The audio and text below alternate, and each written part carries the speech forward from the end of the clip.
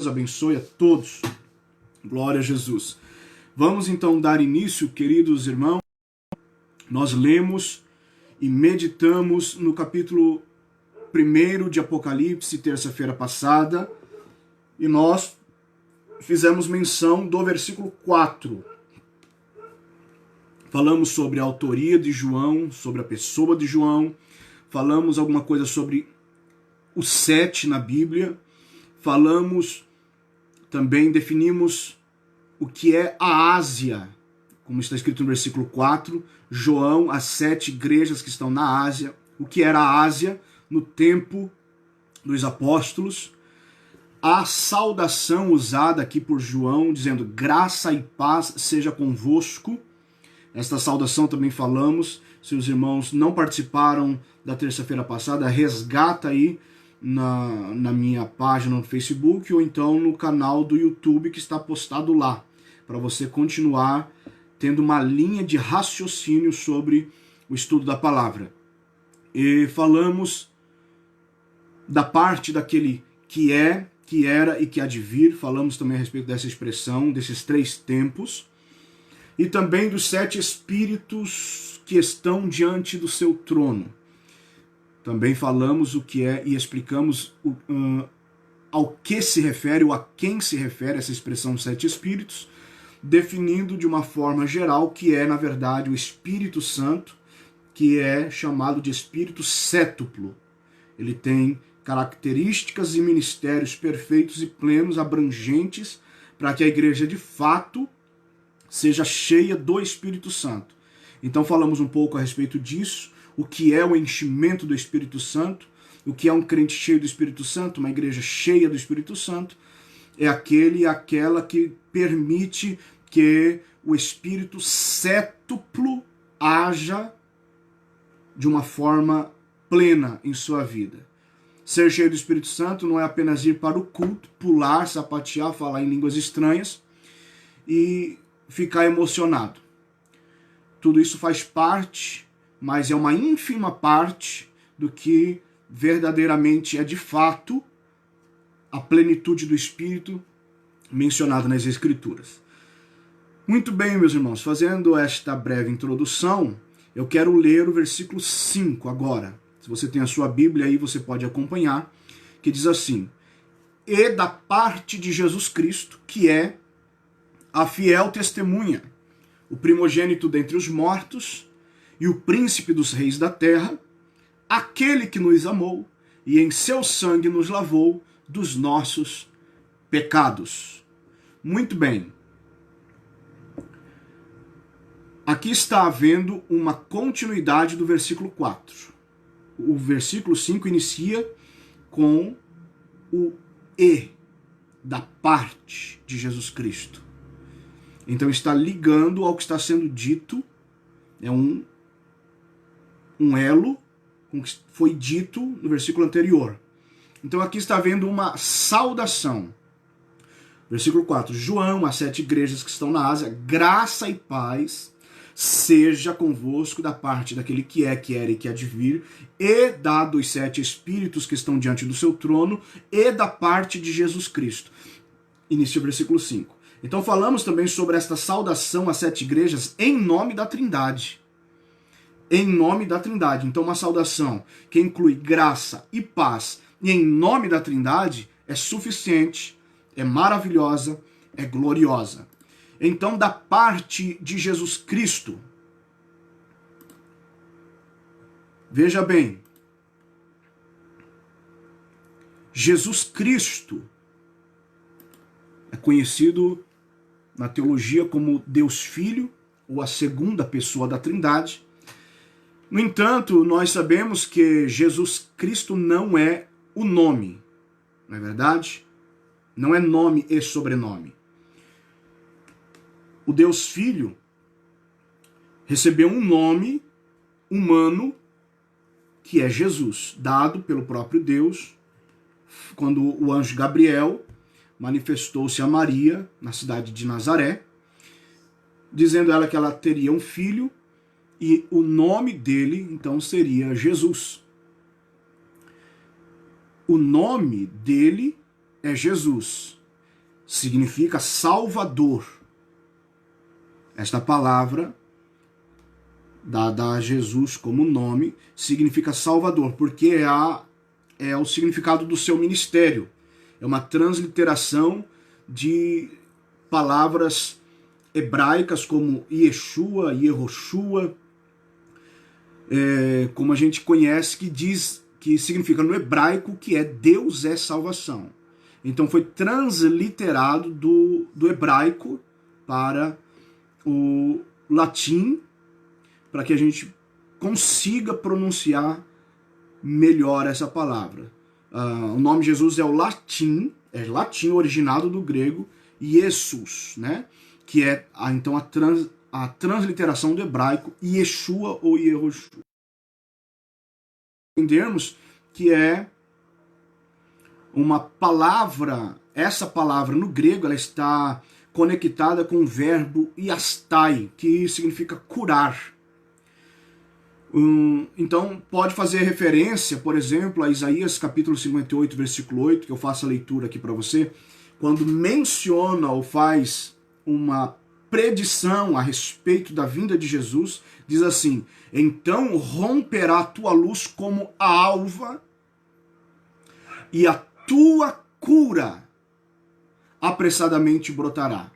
E a tua justiça irá diante de ti, e a glória do Senhor será a tua retaguarda. Então aqui, a palavra cura, da qual o verbo iastai, do qual o nome de Jesus está interligado, tem o sentido de restauração. É uma cura restauradora. Então o Senhor Jesus, ele é o Salvador, ele é o restaurador. Isso já estava implícito no nome dele. Então o nome de Jesus tem essa importância. É um nome realmente poderoso. Nós sabemos que, biblicamente, não será esse o nome dele na eternidade. Jesus tem um novo nome. O nome dele na eternidade não é conhecido. No entanto, esse nome, aqui terreno, ele tem poder. Nós sabemos, há passagens bíblicas que mostram que esse nome é extremamente poderoso. E ele resume quem era Jesus e o que ele veio fazer na terra. O nome de Jesus significa que o próprio Deus está na pessoa do Filho. É o único nome divino que traz salvação. E não existe na terra, debaixo do céu, não existe debaixo da terra, em nenhum outro lugar, nenhum outro nome que possa salvar, porque a salvação é a obra plena do que Jesus veio fazer. Ele veio restaurar o ser humano, religar o ser humano. O propósito disso é restaurar para salvar. Então, Atos capítulo 4, versículo 12 diz assim: e em nenhum outro há salvação, porque também debaixo do céu, veja bem, Atos 4,12, vou repetir, e em nenhum outro há salvação. Está falando de Jesus. Porque também debaixo do céu nenhum outro nome há dado entre os homens pelo qual possamos ou devamos ser salvos. Então salvação é apenas em Jesus.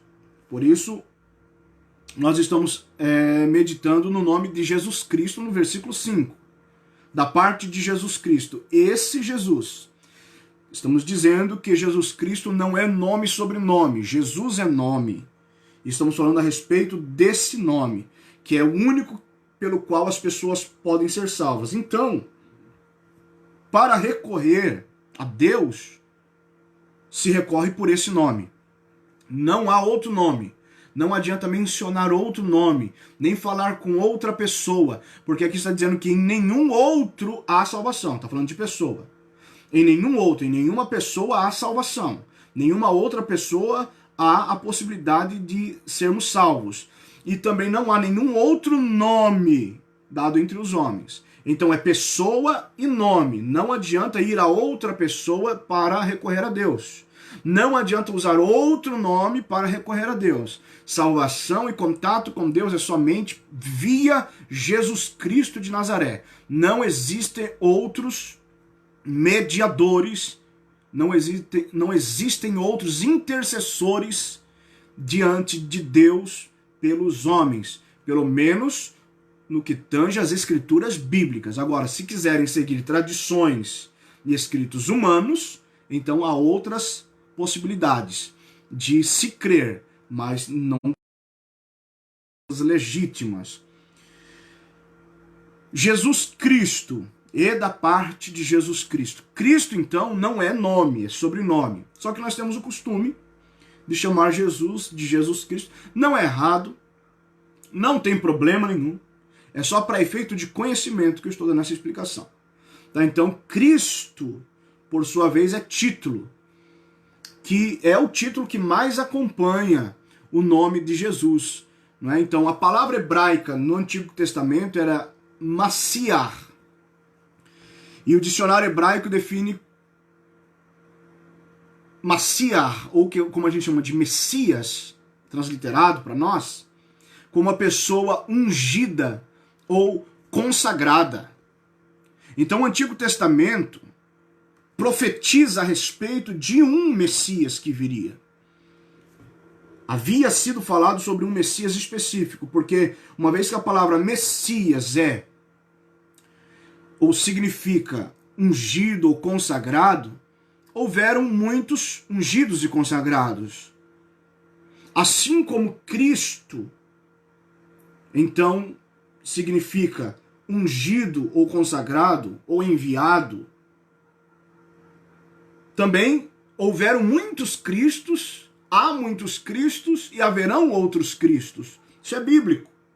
No entanto, as Escrituras enfatizam a chegada de um Messias específico, o Messias, chamado de o desejado das nações. Assim como fala a respeito do Cristo.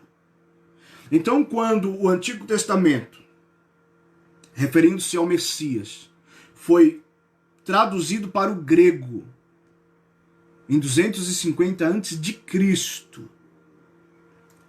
o Antigo Testamento traduzido para o grego em 250 a.C., essa tradução foi chamada de Septuaginta, fazendo referência aos 70 homens que fizeram esta obra de tradução.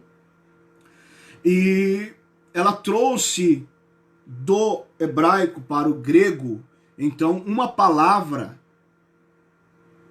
cujo som parece com Christos. Vinha de crio, que significa esfregar cerimonialmente com óleo. Então é literalmente ungir alguém. É literalmente untar alguém. Então Christos foi traduzido do Antigo Testamento, do hebraico para o grego. Christos foi traduzido. Não foi transliterado. O nome Jesus, então, para nós foi transliterado do latim, do grego para o latim. E o nome e a palavra Cristo, o título de Messias, ele foi traduzido, não transliterado. Qual a diferença entre transliterar e traduzir? Traduzir tem o propósito é trazer o significado da palavra original. Então, na tradução não pode mudar o significado da palavra original. O que é Messias naquela língua tem que ser Messias nesta. Quando se translitera é pelo som. Pelo som. Então, o original é Massiar, traduzido para o grego é Christos. Massiar, nós não falamos assim, nós falamos Messias, então é transliteração, é pelo som. A palavra Christos é uma tradução e precisa da palavra Messias do hebraico. Então é um título e refere-se àquele que é ungido, aquele que é untado, aquele que é consagrado para um propósito. Então, os escritores neotestamentários, os escritores do Novo Testamento, evangelistas, e apóstolos continuaram utilizando a palavra Cristo. Eles já tinham naquela época, quando a igreja primitiva estava aqui na terra, eles já tinham o acesso à Septuaginta, ou seja, o Antigo Testamento em grego. Então eles usaram essas expressões referindo-se ao Messias do Antigo Testamento. Então, para identificar Jesus como o Messias, por exemplo, Evangelho de João, capítulo 1, versículo 48, diz assim, João dizendo, e este achou primeiro a seu irmão Simão, fazendo referência a André, quando teve um encontro com Cristo. Junto com João, eles tiveram um encontro com Cristo, passaram um período do dia conversando com Cristo em sua casa, Jesus e os dois apenas. Depois desse encontro, André saiu e achou primeiro a seu irmão Simão, que é Cefas ou Pedro, e disse ao seu irmão Pedro, achamos o Messias. Entre parênteses, no texto bíblico, João 1,41, entre parênteses, está escrito assim, que traduzido é o Cristo. Este achou primeiro a seu irmão Simão e disse-lhe, achamos o Messias. Abre parênteses, que traduzido é o Cristo, fecha parênteses. No texto bíblico tem um parênteses. Então já faço uma observação aqui para você, quando você notar na tua Bíblia passagens entre parênteses ou colchetes, é para deixar claro para nós que aquela expressão, ou aquela frase, ou aquela sentença que estiver entre parênteses, significa que não estavam contidas em alguns dos manuscritos. Aquilo que está entre parênteses não estava contida em alguns manuscritos. No entanto, estavam em outros manuscritos. Então, por exemplo, aqui no Evangelho de João, alguns manuscritos do Evangelho de João tinha esta expressão, que traduzida é o Cristo. Em outros manuscritos, não tinha. Então, os tradutores para a língua portuguesa acharam melhor para que não deixasse de fora nada do que é chamado de cânon ou escrito inspirado de fora. Eles preferiram colocar e deixar entre parênteses para que a gente tenha essa consciência que são trechos que não estão em todos os manuscritos. Por isso se coloca entre parênteses. E isso é importante e é bom. E é importante também dizer, além deste conhecimento, que o texto em questão, aqueles que estão dentro do parêntese, dos parênteses, não são apócrifos, não ferem em nada os princípios bíblicos, por isso que foram mantidos, não causam nenhum tipo de heresia. Então, na verdade, é até melhor. É melhor, porque é a melhor forma de não subtrair nada do que pode ter sido escrito e inspirado. Depende se alguém decidisse deixar de fora, talvez pudesse estar omitindo uma informação canônica. Para não se correr esse risco, manteve-se, porém, entre parênteses. Então, nesse texto, entre parênteses, dizendo que traduzido é o Cristo. Então, nesse versículo, usando as duas expressões que têm o mesmo significado. Uma em hebraico e a outra em grego. Uma do Antigo Testamento no original e a outra que foi traduzido para o grego que no livro que se chama então Septuaginta.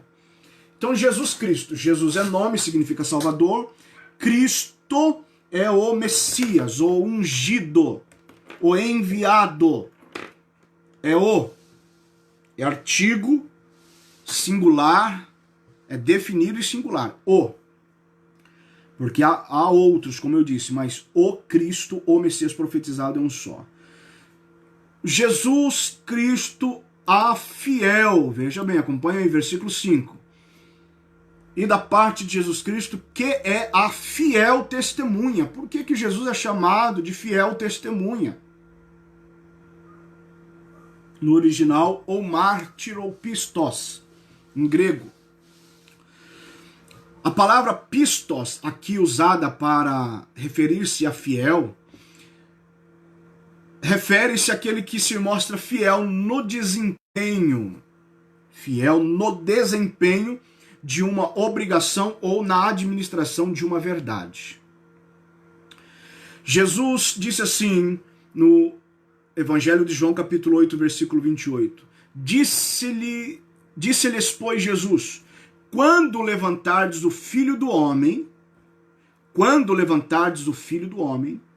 ele, então conhecereis que eu sou, e que nada faço por mim mesmo, preste atenção, mas isto falo como meu Pai me ensinou. Veja bem, Jesus está confessando que enquanto aqui na terra, ele não fazia nada por ele mesmo e só fazia aquilo que o seu pai lhe ensinou. Deus. Ele não está se referindo a José, o pai adotivo, ele está se referindo a Deus.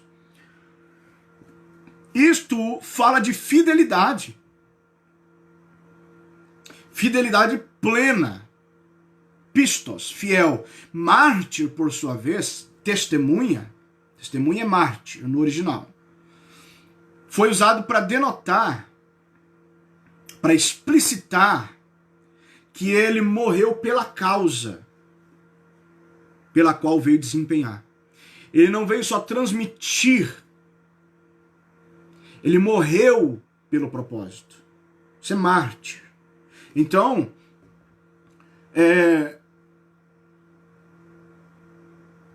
Jesus foi decretado no Apocalipse, no versículo 5 do capítulo 1, fiel testemunha, veja bem.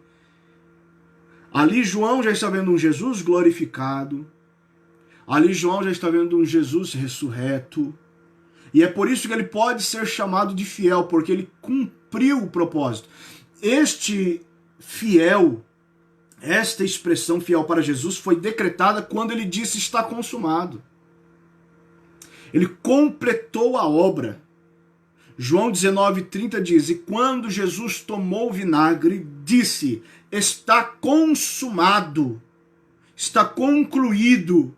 E inclinando a cabeça, entregou o Espírito. Ele foi fiel ao propósito. Então ele não é apenas fiel, ele é a fiel testemunha, o mártir que morreu pela causa. Está consumado, esta expressão na cruz, então decretou o mártir fiel, a testemunha fiel. Ou seja, Jesus cumpriu fielmente o propósito inicial. Aquilo para o qual ele veio fazer não mudou no decorrer da sua caminhada. Não mudou por conta das adversidades que surgiram, das circunstâncias contrárias que apareceram. Ele cumpriu seu ministério sem mudar uma vírgula daquilo que ele recebeu de Deus como orientação, e dando até mesmo a sua própria vida para isso. Com isso nós aprendemos que o propósito inicial de Deus para nós não muda.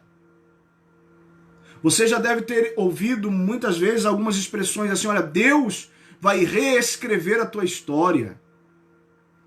Deus não quer reescrever a tua história. A história que Deus escreveu para você no original, no início, é a mesma que ele quer cumprir. Deus não rascunhou ao teu respeito. Deus traçou um caminho para você. Deus planejou um caminho já para que você andasse por ele, fosse bem-aventurado e fosse vencedor, fosse uma bem-aventurada. Deus não quer ficar reescrevendo história. Deus quer cumprir o propósito original dele em sua vida. Só que nós é que precisamos ser fiéis ao propósito. As pessoas, os crentes, a igreja de uma forma geral, em sua maioria, muda o trajeto por conta das lutas, das provações, das adversidades. Não é isso que Deus quer de nós. Deus também quer que sejamos fiéis testemunhas. Que acreditemos no seu propósito para nós, na sua chamada para nós, e que a gente também vá até o fim. Para tanto, Ele dá possibilidades. Para tanto, Ele nos dá as condições, dá os recursos que vamos precisar para cada tipo de desafio que formos passar. Então Deus quer também que a gente aprenda com Jesus a perseverar até o fim. Nós temos que ter uma convicção, nós temos que ter certeza. Não podemos ficar andando de um lado para o outro, tateando, fazendo tentativas. Meus irmãos, tentador é Satanás. Crente não é tentador, mas tem crente que fica tentando um monte de coisas e um monte de situações por causa das circunstâncias. Não, nós temos um caminho, nós estamos em Cristo. Jesus disse, eu sou o caminho. Então siga o caminho pela fé e vá até o fim. Jesus, a fiel testemunha, está consumado. Um dia nós vamos ter que chegar diante de Deus e também dizer, Senhor, está consumado. Paulo disse, eu cumpri a carreira. Eu acabei a carreira, está consumado. E você? Como é que está a tua carreira? É a do propósito inicial de Deus? Ou é alguma que você atalhou por conveniências e facilidades? Ou você está nos planos de Deus? Está vivendo os planos de Deus para a tua vida ou a tua vontade? Veja nesse momento de pandemia, de crise, a gente fica preocupado com os crentes que vivem de sonhos. Não é verdade? Onde estão os sonhos agora? Caem por terra, se dispersam. Mas o propósito de Deus não. Por isso, o crente não tem que viver de sonhos próprios. O crente tem que viver de propósito de Deus, porque só Deus é imutável. Por isso ele é chamado de a fiel testemunha, meus irmãos. E também, e da parte de Jesus Cristo, que é a fiel testemunha, o primogênito dentre os mortos. Esta expressão também, pela qual se refere João ao Cristo, primogênito dentre os mortos, a palavra primogênito significa primeiro. No grego é prototokos. Proto vem de primeiro, como a gente conhece de próton, né? Ali no colégio a gente se lembra da composição de um átomo, né? Ele é composto de prótons, nêutrons e elétrons, se lembra disso? Então é o que vem primeiro, por isso a palavra protótipo. Então essa palavra primogênito significa isso, é aquele que vem primeiro. Tocos aqui é fruto. Então, primeiro fruto, o primogênito dentre os mortos. Então, por exemplo, Gênesis 3,15 é considerado um proto-evangelho. Estevão é chamado de proto-mártir, o primeiro mártir, o primeiro evangelho. Então, Cristo é o primogênito dentre os mortos, ou o primogênito dos mortos.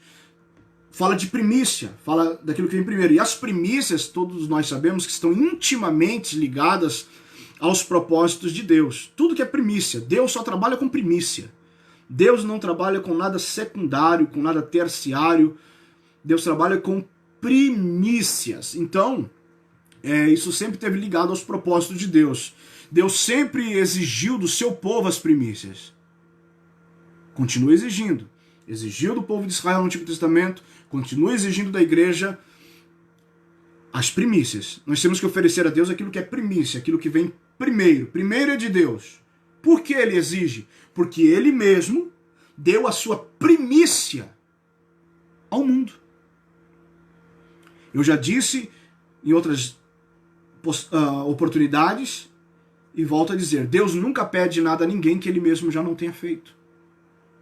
Nós nunca vamos fazer um sacrifício tão grande ou maior do que algum que Deus já tenha feito.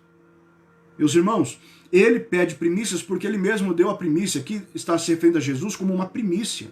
É um primeiro. João 3,16 diz que Deus amou o mundo de tal maneira que deu seu Filho, sua primícia, a cada um de nós. Então, 1 Coríntios 15, versículo 20, diz que Cristo é a primícia dos que dormem.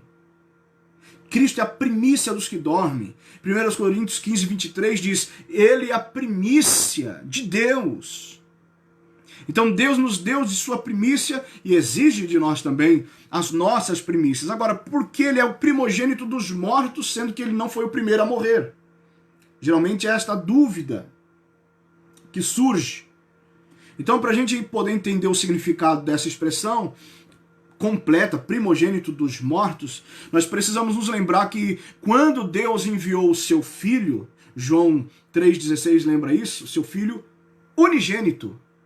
E ele é chamado de unigênito ainda em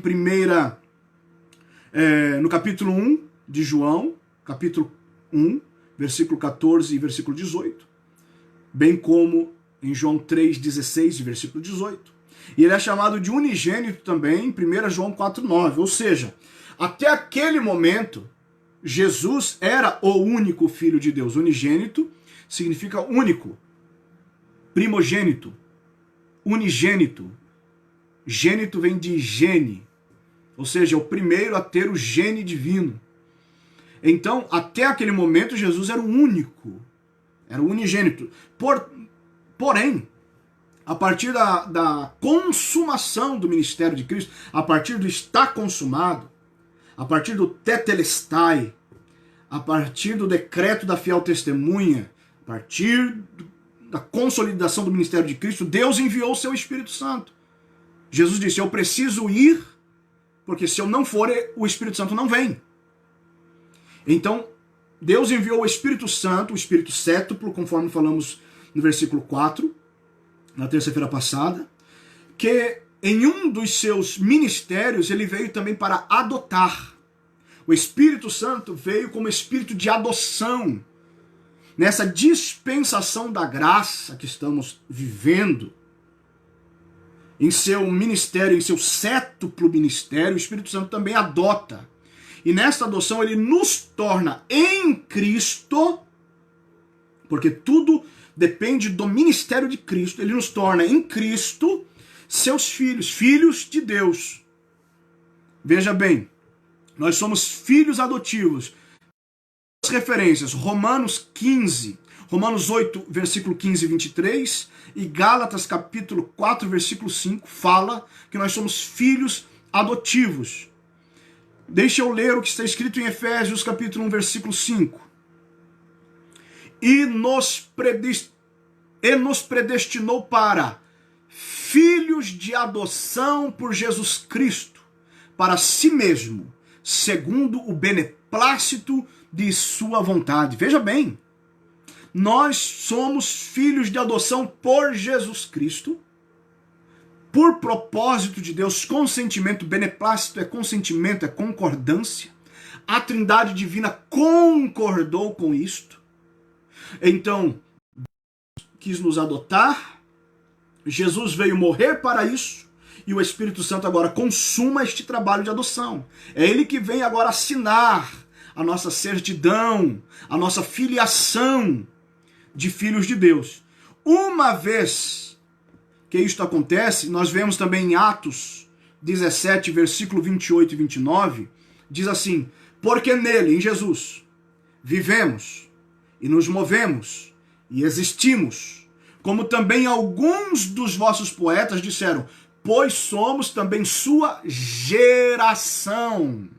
Veja bem, sendo nós, pois, versículo 29, geração de Deus, agora somos geração de Deus, não éramos, geração de Deus, não havemos de cuidar que a divindade seja semelhante a ouro, ou a prata, ou a pedra esculpida por artifício e a imaginação dos homens. Deixa eu explicar. Sendo nós também filhos de Deus, Jesus, de unigênito, único, passou a ser primogênito. Ou seja, ele era único. Agora ele é primogênito, ele é primeiro, porque nós viemos depois, na condição de filho. Por isso ele é primogênito. Por isso em Romanos 8, 29 diz, ele é chamado de primogênito entre muitos irmãos. Primogênito entre muitos irmãos. Ele foi o primeiro e os irmãos foram sendo agregados agora porque podem ser adotados pelo Espírito Santo. Então, quando a Bíblia diz aqui em Atos 17, 28, ou o versículo 29, final do 28, início do 29, que nós somos geração de Deus, a palavra geração de Deus aqui no original é genos. Exatamente, significa parentesco, raça, gênero, linhagem, família. Ou seja, desta forma, esse texto está afirmando que através de Cristo, o primogênito, que uma vez era unigênito, somos exatamente do gênero da família de Deus. O Espírito Santo nos proporciona isso por Cristo Jesus. Então, isto também é importante já observar que pode explicar um texto polêmico do Antigo Testamento que foi mal interpretado algum tempo atrás, alguns devem se lembrar, que está escrito no Salmo 82, versículo 6, foi mal interpretado aí pelas internet da vida, por alguns pregadores aí emocionados. Salmo 82, versículo 6, o texto diz: eu disse, vós sois deuses e todos vós filhos do Altíssimo. O que isso significa? Fica claro, após a explicação que eu dei a respeito da linhagem da qual nós podemos fazer parte agora, por Cristo, sendo geração de Deus, fica claro que o ser humano não é Deus, não se torna Deus, mas que a partir do primogênito, a partir de Cristo, nós nos tornamos espiritualmente filhos de Deus, filhos do Altíssimo. A palavra que vós sois deuses, no Salmo 82, versículo 6, depois Jesus fez menção ainda dessa palavra em João 10, 34 ao 36, não significa que o homem é um Deus pequeno, não, conforme disseram por aí. Não, meus irmãos. Nós somos apenas filhos, o apenas aqui não diminuindo, mas dando a conclusão da expressão, apenas filhos, que é, logicamente, o maior presente que pudermos receber em toda a eternidade. Nada é melhor do que ser filho de Deus. Nada é mais nobre do que isso, obviamente. Mas nós não somos deuses menores, deuses pequenos, nós não somos nem em essência nem em natureza. Não. Nós apenas somos, num sentido muito restrito, filhos de Deus pela misericórdia e pela sua graça. Então, Cristo é o primogênito dos mortos, porque ele abriu o caminho para o reino de Deus e o acesso partiu dele. Por isso ele é primogênito dos mortos. Então, em Hebreus 6, 19 e 20, diz assim: temos esta esperança como âncora da alma, firme e segura, a qual adentra o santuário interior, por trás do véu, onde Jesus, que nos precedeu, veio antes, entrou em nosso lugar. Então Jesus abriu o caminho. Por isso ele é o primogênito dos mortos. Então os outros, alguém pode também questionar a respeito daqueles que também ressuscitaram, foram mortos e ressuscitaram, pessoas que foram ressuscitadas antes de Jesus ser ressuscitado, e Jesus é considerado primogênito dos mortos. Mas a gente precisa entender que todos os que foram ressuscitados antes de Jesus voltaram a morrer, morreram de novo, e necessitarão serem ressuscitados segunda vez. Fala de primogênito entre os mortos porque só Jesus ressuscitou e permanece vivo e não morre mais. A ressurreição de Cristo foi única, foi exclusiva, ele é o primogênito. Então, por isso a Bíblia chama a igreja, Romanos 12, 23, a Bíblia chama a igreja de igreja dos primogênitos. Olha só. Igreja dos primogênitos, então nós nos tornamos um com Cristo. Então é esse Cristo que o Apocalipse aqui está nos informando quem é ele, e da parte de Jesus Cristo, capítulo 1, versículo 5, e da parte de Jesus Cristo, que é a fiel testemunha, já falamos aqui, fiel testemunha, pistos, aquele que cumpriu o propósito original, dando a sua vida por ele. Testemunha que é mártir, morreu pela causa, o primogênito dentre os mortos. Então é por isso que Jesus é chamado de primogênito dentre os mortos. E mais um título, e o príncipe dos reis da terra. Graças a Deus, o Apocalipse nos mostra um Cristo reinando, um Cristo majestoso. Na primeira live que eu fiz a respeito dessa série de estudos, na primeira parte, eu disse que mesmo a igreja, não só a humanidade em geral, mesmo a igreja, tem uma impressão equivocada do livro do Apocalipse. Se você vai na internet e digita Apocalipse, o Google vai abrir uma série de imagens de destruição, uma série de imagens de devastação, zumbis. Hollywood lança filmes com o nome de Apocalipse, onde há zumbis, somente destruição. Muitos crentes se equivocam com o Apocalipse, meus irmãos. O Apocalipse é um livro glorioso. O Apocalipse é um livro que retrata a glória de Cristo, o triunfo da igreja em Cristo, que revela a nova Jerusalém, as moradas celestiais, a parte da destruição, mesmo que abranja a maior parte da narrativa do livro do Apocalipse, durarão apenas mas o Apocalipse fala de uma eternidade, não de um período apenas, não de uma semana profética apenas, no período da grande tribulação. O Apocalipse não se resume a isso. Eu faço uma pergunta para você que está acompanhando, que vai ver depois essa transmissão. Você já leu o livro do Apocalipse? Você sabia que o livro do Apocalipse é, estatisticamente, comprovadamente, o livro menos lido pela igreja? Você sabia que é difícil um crente parar para fazer a leitura do livro do Apocalipse? Quando se lê o Apocalipse é só uma parte aqui, uma parte ali, tudo desconexo, como se ele fosse um quebra-cabeça, só para ficar especulando algumas informações.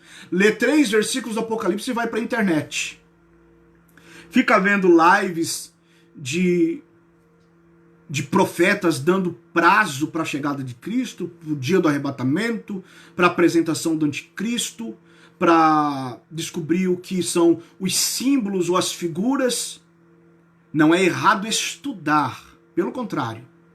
Nós precisamos estudar, nós precisamos pesquisar, desde que as fontes sejam genuínas, desde que as fontes sejam legítimas e desde que as escrituras corroborem as interpretações. Então a igreja não lê o livro do Apocalipse. Você já leu o livro do Apocalipse? Você sabe quantos capítulos tem o livro do Apocalipse? Caso não tenha lido, eu te dou um conselho. Leia. Porque todas as vezes que você ler o Apocalipse, do jeito que ele está escrito, e você observar as expressões que se usa para falar do nosso Cristo, da cidade santa, da eternidade, meus irmãos, supera as devastações que vão acontecer aqui na terra, por um período de tempo apenas, supera em milhares de vezes.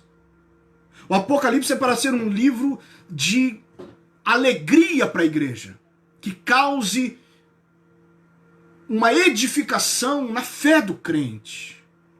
Agora, tem crentes que têm medo do livro do Apocalipse? Olha o que está escrito aqui no versículo 1, no versículo 5 do capítulo 1. O príncipe dos reis da terra. O príncipe. Não está dizendo que ele será. Ele é o príncipe. Por meio da ressurreição, Jesus passa para a glória e para o domínio. Veja o que diz Filipenses capítulo 2, versículo 8 ao 10. E achado na forma de homem, humilhou-se a si mesmo, sendo obediente. Veja bem, essa obediência aqui, ela pode linkar com fiel. Aqui em Filipenses 2:8, linka com o fiel de Apocalipse 1:5, obediente até a morte. Veja, o fiel e o mártir. Humilhou-se a si mesmo, sendo obediente até a morte, e morte de cruz. Mártir. Para isso também Deus o exaltou soberanamente. Não exaltou até um patamar que tem um limite de autoridade. É soberanamente, não tem limite para a autoridade de Cristo. E nada ultrapassa essa autoridade. Ele é príncipe dos reis da terra. Príncipe aqui não é o cargo de filho do rei. Príncipe aqui é primeiro. Príncipe aqui é o que lidera, príncipe aqui é o que comanda. Por isso ele é o rei, nesse sentido, ele é o rei dos reis, o príncipe dos reis da terra. Por isso também Deus o exaltou soberanamente e lhe deu um nome que é sobre todo nome. É esse Cristo do Apocalipse. É esse Cristo que nós estamos esperando, que vai vir a qualquer momento, num momento. Qualquer momento, repito, não é um momento qualquer. Num momento, num abrir e fechar de olhos. No tempo em que Deus determinou, no Kairós de Deus. É esse Cristo, para que ao nome de Jesus se dobre todo o joelho. Dos que estão nos céus, na terra e debaixo da terra. Esse é o príncipe que nós estamos esperando. O príncipe dos reis. O mundo quer rei. O mundo quer um dominador. O número está ansiando por um redentor humano. O mundo não está esperando um Messias divino ou espiritual. Eles querem um Messias humano. Não é assim que está sendo apregoado por aí? Precisam de alguém que lidere o mundo. Medíocres, pobres. O mundo quer rei. Nações querem reis.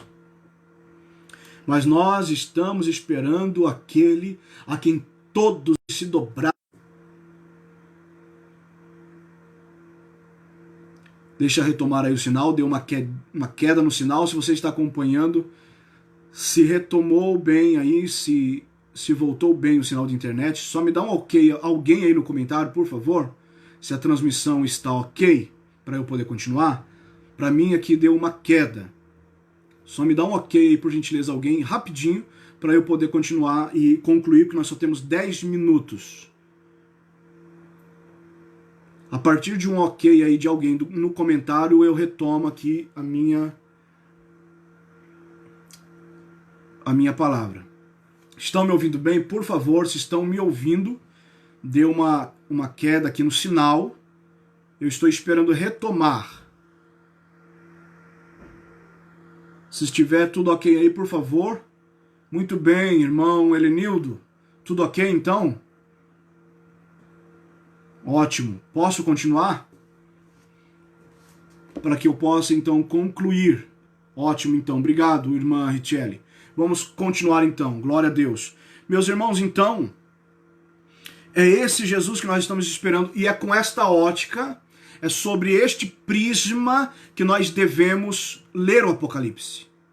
Geralmente se lê o Apocalipse interessado na besta, se interessado no anticristo, interessado na destruição do planeta, e quem são os cavaleiros que a Bíblia se refere, dos 200 milhões de cavaleiros, se serão demônios, se não serão, estão interessados nos chifres dos monstros.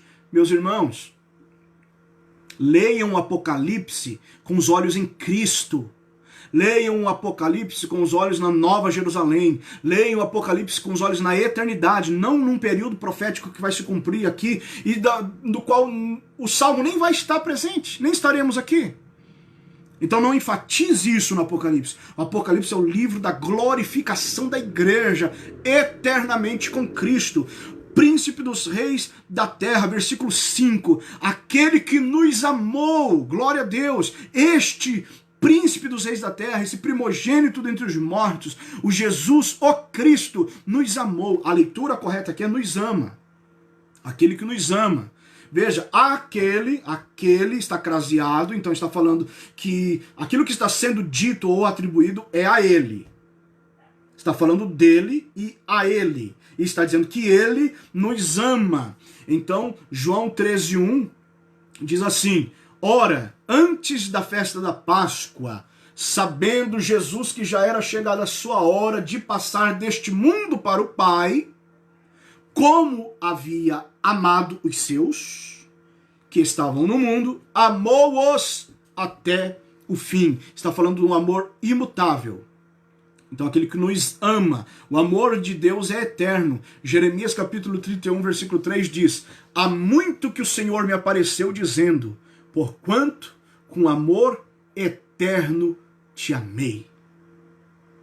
Jesus nos ama da mesma forma que ele amava quando ele veio por nós morrer. O amor dele em nada diminuiu. Então, nós não podemos apenas confundir as coisas. Ele nos ama igual que amava desde o início. Porque ele é fiel ao testemunho, ele cumpriu o propósito inicial. Mas amar não é ausência de correção. A ausência de correção é omissão na educação. Amar não é a ausência de correções que nós precisamos ter no decorrer da nossa caminhada. Pelo contrário, né? Às vezes, a correção é a própria demonstração de amor. Hebreus 12:6 diz que, porque o Senhor corrige o que ama e açoita a qualquer que recebe por filho. Como eu falei, nós somos adotados, nós agora somos filhos. Cristo deixou de ser unigênito para ser primogênito por amor a nós. Então Deus, como um bom pai, vai nos corrigir e açoitar sempre que for necessário. E isto fala de amor perfeito, de juízo perfeito de Deus. Queridos irmãos, para concluirmos, então, aquele Jesus Cristo, versículo 5, e da parte de Jesus Cristo, que é fiel, a fiel testemunha, o primogênito dentre os mortos, o príncipe dos reis da terra. No milênio, Cristo vai reinar aqui na terra sobre todas as nações. Vai se cumprir esta expressão aqui, literalmente, príncipe dos reis da terra. Aquele que nos amou, ou nos ama, como eu disse a leitura correta, e em seu sangue nos lavou dos nossos pecados. Sem o sangue de Jesus, seria impossível o trabalho da redenção. Nos lavou de nossos pecados. Lavou aqui pode ser sinônimo de libertou, resgatou, remiu e redimiu. Lavou, libertou, resgatou, remiu e redimiu. Então, por quê? Por que tudo isso? Porque o pecado não apenas suja ou contamina as nossas vestes espirituais. O pecado, ele oprime, o pecado, ele aprisiona e, por conta do pecado, alguns serão condenados. Então, o refém do pecado não precisa apenas de ser lavado. O refém do pecado precisa ser resgatado. Ele precisa de que alguém pague o preço exigido no resgate. Ele precisa ser liberto do cativeiro. Tem um sentido de preço pago. Lavar aqui, nos lavou, tem um sentido de pagou o preço. Ele quitou o preço, o valor da dívida. Ele comprou, ele efetuou a compra. Nós somos comprados pelo precioso sangue de Jesus. Então temos aqui algumas referências para... Eu vou aqui só citar as referências, se você quer anotar, tá bom? Para lavou, nós temos Salmo 51:2, tudo dentro do propósito da redenção. Salmo 51:2, Isaías 1:16, Ezequiel 36:25, Atos 22:16, desculpa, Efésios 5:26 e Tito 3:5, para lavou. Com este sentido que é muito mais do que um simples banho. E para os sinônimos que eu falei, como libertou, resgatou, remiu, redimiu, nós temos Mateus capítulo 20, versículo 28, Gálatas capítulo 3, versículo 13, Gálatas capítulo 4, versículo 5, 1 Timóteo capítulo 2, versículo 6, 1 Pedro 1:18, Hebreus 9:12, Apocalipse 5:9 e Apocalipse capítulo 14, versículos 3, versículo 4. Ok? Então ele nos lavou dos nossos pecados. Não esnobe o sangue de Jesus. Se você porventura pecar, não é para pecarmos, mas o apóstolo João disse assim: mas se pecar, tende um advogado. Não é para pecarmos, mas se pecarmos, temos um advogado. Exatamente porque no sangue dele, ele pode nos lavar de todos os nossos pecados. Então, é tempo de voltar a esse Cristo. É tempo de redobrar a atenção a ele. É tempo de consertar a vida na presença dele. Então, aproveite, usufrua do poder purificador do sangue de Jesus. Não viva aí na sua vida de pecado. Tem alguma coisa que está te oprimindo, que está cativando a tua vida? Tem algo que está te aprisionando, um pecado do qual você não consegue se libertar? Vá para os pés de Jesus, que o sangue dele pode te purificar desses pecados. Aproveite enquanto esse sangue está tendo este efeito. Um dia a porta da graça vai se fechar. Tem que ser agora. E se porventura você tem algum problema na sua vida e possa até dizer, depois que eu resolver esse problema, depois que eu parar de beber, depois que eu parar de fumar, depois que eu parar de fazer o que eu faço, eu vou para a igreja, porque eu não acho justo ir assim para a igreja. Seu pensamento está equivocado. Por mais que seja a tua intenção, das melhores, está equivocado. Você não vai conseguir deixar esse problema. É só o sangue de Jesus que pode te libertar desse mal. Então vá para a igreja, vá aos pés de Jesus do jeito que você está, mas com o coração aberto e com a disposição, com o ânimo pronto de mudança. E aí ele vai então fazer a sua grande obra. Meus irmãos, é esse Jesus maravilhoso, o maravilhoso conselheiro, o Deus forte, o Pai da eternidade, o príncipe da paz, que nós encontramos aqui no livro do Apocalipse. Então, reitero o meu conselho. Leia o Apocalipse com os olhos em Cristo ressurreto, o príncipe dos reis da terra. Leia o Apocalipse com os olhos na Nova Jerusalém, mas lógico que não vamos desprezar os seus contextos proféticos. Obviamente que não. No entanto, o que vai acontecer de desgraça aqui na terra refere-se a um período muito curto. É uma semana profética. 7 anos. Fora disso, o Apocalipse trata da eternidade da igreja glorificada.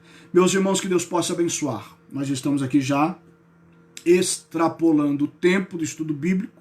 Eu quero agradecer a cada um que permaneceu até agora. Vi que alguns entraram e saíram e foram embora, acharam talvez coisa melhor para fazer.